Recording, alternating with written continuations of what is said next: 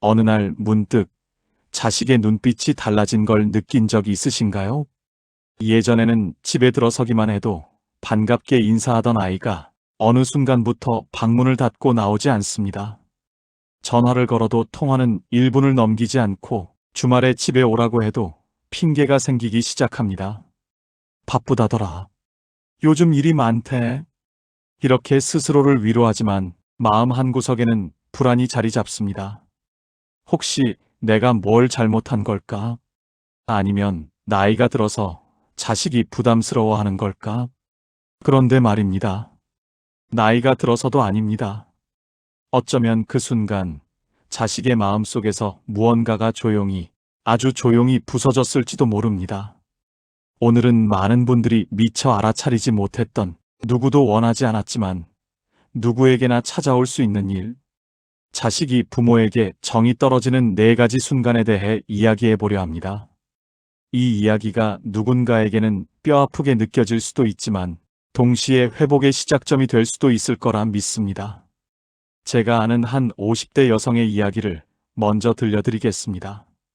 그녀는 상담센터를 찾아왔을 때 눈물부터 먼저 쏟아냈습니다. 아들이 대학생이 되고 나서부터 연락이 뚝 끊겼다는 겁니다. 처음에는 바쁘겠거니 했습니다. 대학생이면 과제도 많고 친구들도 만나야 하니까요. 하지만 시간이 지나도 달라지는 건 없었습니다. 명절에 집에 와도 밥만 먹고 금방 나가고 전화를 해도 응, 알았어 한마디로 끝났습니다.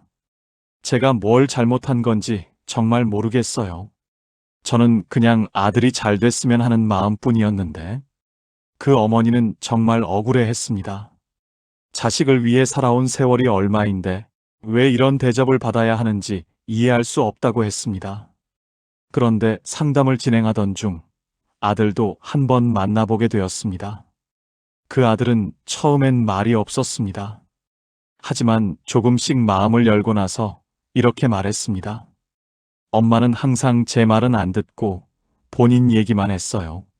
제가 뭘 말하려고 하면 중간에 끊고 자기 경험담을 늘어놓거나 아니면 그래서 결론이 뭔데? 라고 물었어요. 저는 그냥 들어주길 바랐을 뿐인데 어느 순간부터 말하는 게 싫어졌어요.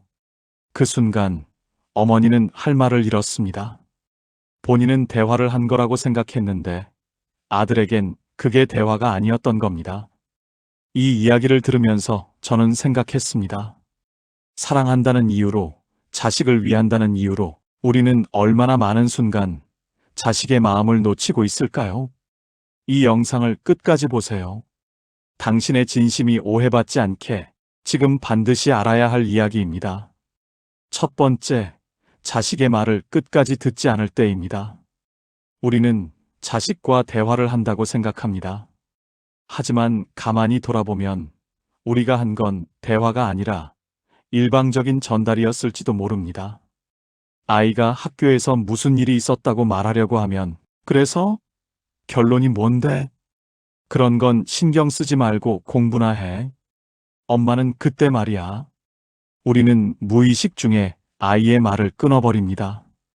그리고 우리의 경험을, 우리의 생각을, 우리의 조언을 쏟아냅니다. 부모는 자식보다 오래 살았고 더 많은 걸 겪었으니 당연히 더 잘 안다고 생각합니다. 그래서 빨리 결론을 내려주고 답을 알려주려고 합니다.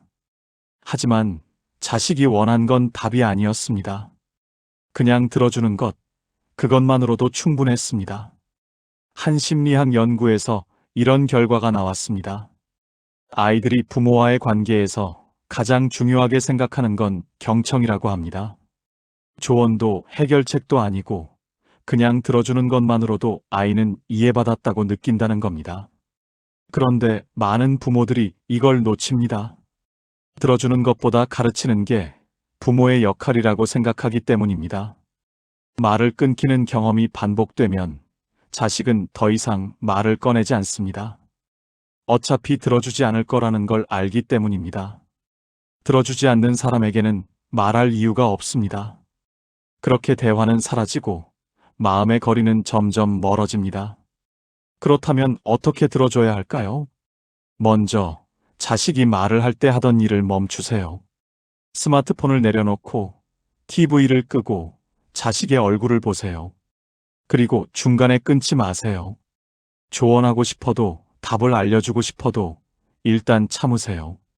자식이 다 말하고 나면 이렇게 물어보세요. 그래서 내 마음이 어땠어? 이 질문은 자식에게 이렇게 말하는 겁니다. 나는 내 감정이 궁금해. 내 이야기가 중요해.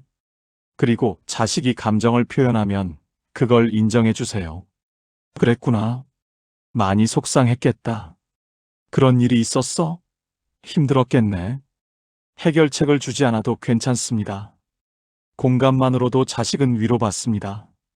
만약 자식이 조언을 원한다면 자식이 먼저 물어볼 겁니다.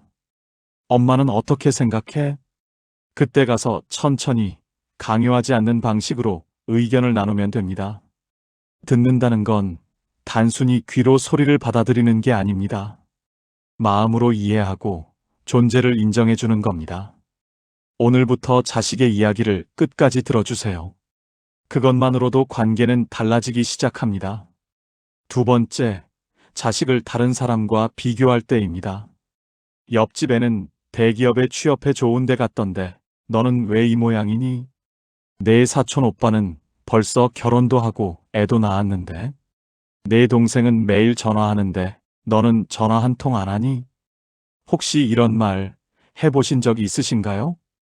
그 순간엔 별 생각 없이 내뱉은 말일 겁니다. 자식을 자극해서 더 잘하게 만들고 싶은 마음이었을 겁니다. 하지만 자식은 그 말을 전혀 다르게 받아들입니다. 나는 있는 그대로는 부족하구나. 나는 다른 사람만큼 가치가 없구나. 부모님은 나를 사랑하는 게 아니라 조건부로 인정하는 거구나. 비교는 칭찬이 아닙니다. 비교는 자존감을 깎아내리는 가장 효과적인 방법입니다. 오스트리아의 심리학자 엘프리드 아들러는 이런 말을 남겼습니다. 비교는 모든 불행의 시작이다. 우리는 자식을 남과 비교하면서 자식이 더 나아지길 바랍니다. 하지만 실제로 일어나는 일은 정반대입니다. 자식은 스스로를 부족하다고 느끼고 부모의 기대에 짓눌리고 결국 부모와의 거리를 벌립니다. 자꾸만 비교당하다 보면 자식은 부모 앞에서 자기 자신이 될 수가 없습니다. 항상 누군가보다 잘해야 하고 항상 부모의 기준을 충족시켜야 하고 그렇지 못하면 실망시키는 사람이 됩니다. 그렇게 자식은 부모를 만나는 게 두려워집니다.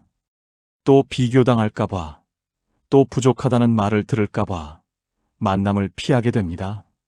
자식은 인정받고 싶었을 뿐입니다. 있는 그대로의 모습으로 조건 없이 사랑받고 싶었을 뿐입니다. 하지만 비교당하는 순간 자식은 마음의 문을 천천히 닫아버립니다. 그렇다면 어떻게 해야 할까요? 비교하고 싶은 마음이 들 때 잠시 멈추고 이렇게 자문해 보세요. 내가 지금 하려는 말이 자식에게 힘이 될까? 아니면 상처가 될까? 그리고 비교 대신 자식 그 자체를 인정하는 말을 해보세요. 넌 내 속도대로 잘 가고 있어. 다른 사람이랑 비교할 필요 없어. 넌 충분히 괜찮아. 내가 열심히 하는 거 엄마는 다 알아. 이런 말들은 자식에게 안정감을 줍니다. 나는 무엇을 하든 어떤 모습이든 부모에게 사랑받는 존재구나. 이렇게 느낄 때 자식은 오히려 더 자신감을 가지고 앞으로 나아갑니다. 비교는 동기부여가 아닙니다. 있는 그대로의 인정이 진짜 힘을 줍니다. 오늘부터 자식을 다른 누구와도 비교하지 마세요. 자식은 자식 그 자체로 충분히 소중합니다. 세 번째, 자식의 선택을 존중하지 않을 때입니다. 엄마 아빠가 다 너 생각해서 하는 말이야. 내가 너보다 세상을 더 많이 봤어. 내 말대로 해. 그 직장은 안정적이지 않아. 공무원 시험을 다시 봐. 우리는 자식을 사랑하기 때문에 이런 말을 합니다. 자식이 실패하지 않길 바라고 안전한 길을 걷길 바라기 때문입니다. 하지만 그 말 속엔 사랑만 담겨 있는 게 아닙니다. 자식에겐 그게 통제로 느껴집니다. 어릴 때는 괜찮습니다. 부모가 길을 정해주고 그 길을 따라가는 게 자연스럽습니다. 하지만 자식이 성인이 되고 30대, 40대가 되어서도 여전히 부모가 모든 걸 결정하려고 하면 자식은 숨이 막힙니다. 결혼은 언제 할 거야? 왜 그 사람이랑 만나? 조건이 안 맞잖아. 직장을 왜 그만뒀어? 다시 들어가라고 해봐. 애는 언제 낳을 건데? 너무 늦으면 안 돼. 끊임없는 간섭 속에서 자식은 스스로 선택할 권리를 빼앗깁니다. 그리고 점점 부모를 피하게 됩니다. 이게 중요한 부분인데요. 부모의 조언이 틀렸다는 게 아닙니다. 부모의 경험과 지혜가 소중하지 않다는 것도 아닙니다. 문제는 방식입니다. 조언이 아니라 명령이 되고 제한이 아니라 강요가 될 때 관계는 무너집니다. 자식에게도 자기 인생이 있습니다. 실패할 권리도, 후회할 권리도, 스스로 배울 권리도 있습니다. 부모가 모든 걸 막아주면 자식은 성장할 기회를 잃습니다. 그리고 부모에게 의존하거나 아니면 반대로 부모를 완전히 차단해버립니다. 존중한다는 건 자식의 선택을 무조건 찬성하라는 뜻이 아닙니다. 다만 자식에게도 자기 인생을 살 자격이 있다는 걸 인정하는 겁니다. 조언은 할 수 있습니다. 하지만 최종 결정은 자식의 몫입니다. 그 경계를 지키지 못할 때 자식은 부모를 멀리합니다. 그렇다면 어떻게 존중할 수 있을까요? 자식이 어떤 결정을 내렸을 때 일단 한 걸음 물러서세요. 그리고 이렇게 물어보세요. 그 결정을 하게 된 이유가 뭐야? 너는 어떤 점을 고려해서 그렇게 생각했어? 자식의 생각을 먼저 들어보세요. 그리고 나서 부모로서의 걱정을 표현하되 강요하지는 마세요. 엄마는 이런 부분이 걱정되는데 내 생각은 어때? 아빠는 이런 경험이 있었어. 참고만 해줘. 이렇게 말하면 자식도 부모의 조언을 거부감 없이 받아들입니다. 왜냐하면 선택권은 여전히 자기에게 있다는 걸 알기 때문입니다. 때로는 자식이 잘못된 선택을 할 수도 있습니다. 부모의 눈에는 분명히 실패할 길로 보일 수도 있습니다. 하지만 그것도 자식의 인생입니다. 실패를 통해 배우는 것도 성장의 과정입니다. 부모가 할 수 있는 건 자식이 넘어졌을 때 일으켜 세워주는 것입니다. 그것 봐라. 내 말 안 듣더니 하는 게 아니라 괜찮아. 다시 시작하면 돼 하고 안아주는 것입니다. 선택을 존중받은 자식은 부모를 신뢰합니다. 그리고 어려울 때 부모를 찾아옵니다. 오늘부터 자식의 선택을 존중해 주세요. 자식을 믿어주는 것, 그것이 진짜 사랑입니다. 네 번째, 자식 앞에서 피해자처럼 구는 순간입니다. 내가 너 키우느라 얼마나 고생했는데? 너 때문에 내 인생은 다 포기했어. 내가 몇 살인 줄 알아? 이제 네가 나를 챙겨야 할 때 아니야? 다른 집 자식들은 다 효도하던데 너는 뭐하니? 이런 말들 한 번쯤은 해보셨을 겁니다. 정말로 힘들었으니까, 정말로 자식을 위해 많은 걸 포기했으니까 그 마음이 억울해서 나온 말일 겁니다. 하지만 이 말들은 사랑의 표현이 아닙니다. 빚을 지우는 겁니다. 자식은 태어나고 싶어서 태어난 게 아닙니다. 부모가 선택한 일입니다. 물론 부모는 자식을 위해 많은 걸 희생합니다. 밤잠을 설치고 돈을 아끼고 본인의 꿈을 미루기도 합니다. 그건 사실입니다. 하지만 그걸 자식에게 상기시키는 순간 그 희생은 사랑이 아니라 거래가 됩니다. 내가 이만큼 했으니까 너도 이만큼 해야 해. 이렇게 되는 순간 자식은 감사하기보다 죄책감을 느낍니다. 그리고 그 죄책감은 자식을 짓누릅니다. 어떤 자식들은 이 죄책감 때문에 부모 곁에 남습니다. 하지만 그건 사랑이 아니라 의무감입니다. 또 어떤 자식들은 이 죄책감을 견디지 못하고 아예 관계를 끊어버립니다. 그게 더 편하니까요. 한 상담 전문가는 이렇게 말했습니다. 부모가 희생을 강조할수록 자식은 그 관계에서 멀어진다. 사랑은 조건이 없어야 하고 빚이 되어서는 안 된다. 우리가 자식을 위해 한 일들은 분명 소중합니다. 하지만 그걸 자식에게 되새기며 보답을 요구하는 순간 그 관계는 건강하지 않게 됩니다. 자식은 부모를 사랑하고 싶습니다. 감사하고 싶습니다. 하지만 그게 강요될 때 그 마음은 오히려 식어버립니다. 정이 떨어지는 건 한순간에 일어나지 않습니다. 이런 말들이 쌓이고 쌓여서 어느 날 갑자기 무너지는 겁니다. 여기까지 듣고 계시면 어떤 분들은 마음이 무거우실 겁니다. 나도 저런 말을 했는데, 나도 저렇게 했는데, 괜찮습니다. 부모도 사람입니다. 완벽할 수 없습니다. 처음부터 부모 역할을 잘할 수 있는 사람은 없습니다. 우리 모두 서툴렀고, 실수했고, 때로는 상처를 주기도 했습니다. 그건 누구나 마찬가지입니다. 중요한 건 그 실수를 깨닫고 나서 어떻게 하느냐입니다. 어떤 부모는 끝까지 자기 방식을 고집합니다. 나는 틀리지 않았어. 내가 자식을 위해서 한 건데 자식이 이해를 못하는 거야. 이렇게 생각하면 관계는 회복되지 않습니다. 하지만 어떤 부모는 이렇게 말합니다. 내가 몰랐구나. 내가 너한테 상처를 줬구나. 미안해. 이 한마디가 모든 걸 바꿉니다. 자식은 부모가 완벽하길 바라지 않습니다. 다만 자기 마음을 이해해 주길 바랄 뿐입니다. 그리고 부모가 변하려고 노력하는 모습을 보면 자식도 마음을 엽니다.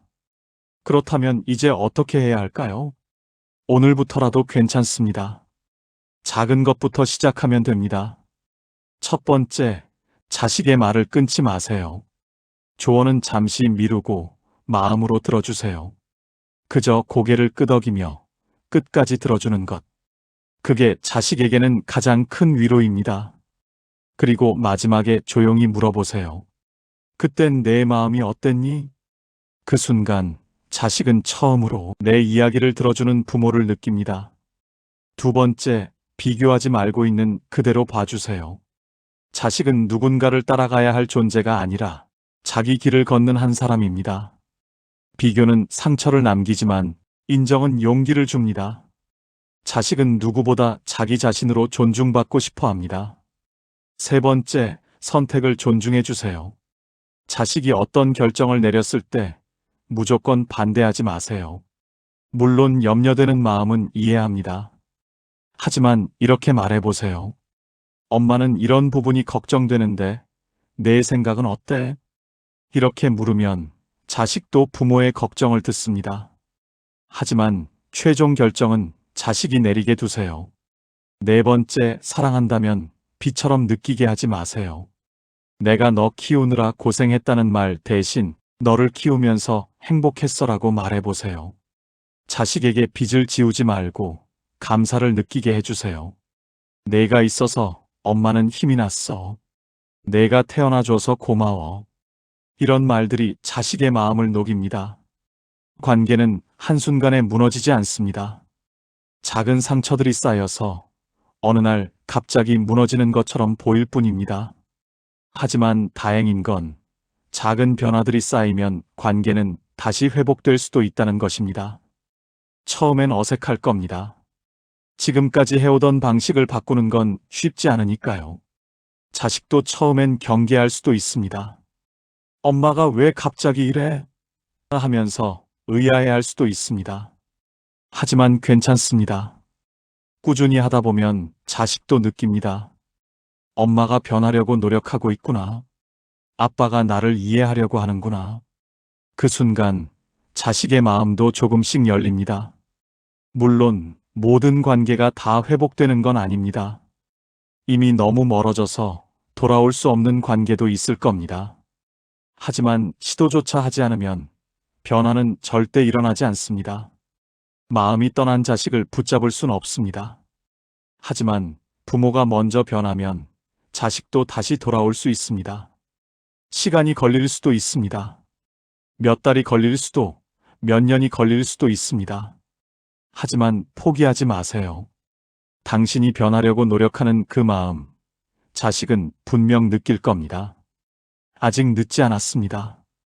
지금 자식과의 관계가 멀어졌다고 해도, 지금 자식이 전화도 잘 받지 않는다고 해도, 지금 명절에도 얼굴 보기 힘들다고 해도 아직 늦지 않았습니다. 오늘 자식에게 먼저 연락해 보세요. 무거운 이야기를 할 필요는 없습니다. 그냥 가볍게 물어보세요. 요즘 어때? 잘 지내고 있어? 그리고 자식이 대답하면 끝까지 들어주세요. 중간에 조언하고 싶어도 참으세요. 그냥 듣기만 해도 충분합니다. 자식은 부모가 변했다는 걸 느낄 겁니다. 그리고 조금씩, 아주 조금씩 마음을 열 겁니다. 부모-자식 관계는 끊어질 수 없습니다. 혈연은 그 무엇으로도 지울 수 없으니까요. 하지만 관계의 질은 달라질 수 있습니다. 의무감으로 만나는 관계가 아니라 서로가 그리워서 만나는 관계, 부담스러워서 피하는 관계가 아니라 편안해서 찾아가는 관계, 그런 관계를 만드는 건 어렵지 않습니다. 자식의 말을 들어주고 비교하지 않고 선택을 존중하고 사랑을 빚으로 만들지 않으면 됩니다. 그것만으로도 당신은 충분히 좋은 부모입니다.